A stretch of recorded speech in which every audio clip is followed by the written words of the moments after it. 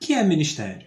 Muitas vezes usamos o termo ministério para nos referir aos 5 ministérios, com base na carta de Paulo aos Efésios, lá no capítulo 4, versículo 11. E aí temos a impressão de que ministério se resume a apóstolo, profeta, evangelista, pastor e mestre. Outras vezes, nós utilizamos ministério para nos referir aos vários segmentos da igreja, como o ministério de louvor, o ministério de intercessão, o ministério de crianças ou o ministério de dança.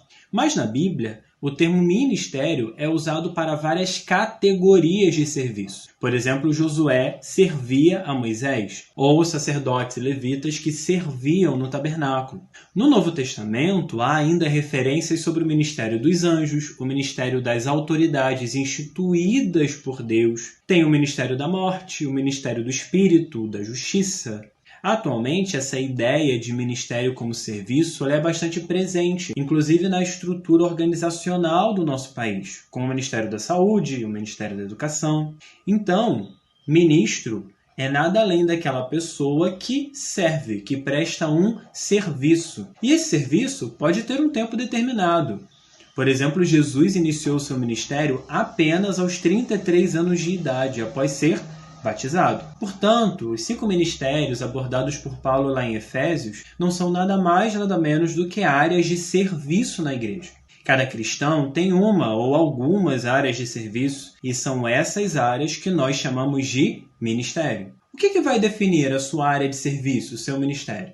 Os dons que você recebeu.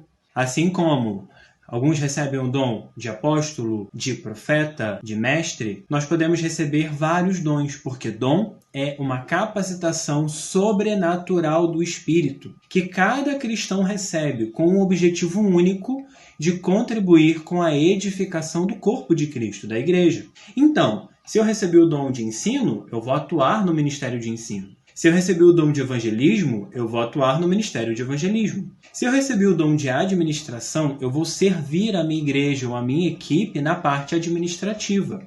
Se eu recebi o dom de cantar ou de tocar, eu vou atuar no ministério de louvor. E se eu recebi o dom de dançar, eu vou atuar no ministério de dança. Portanto, a sua dança, o seu ministério, deve sempre servir para o bem da sua igreja, para gerar edificação e abençoar quem está à sua volta.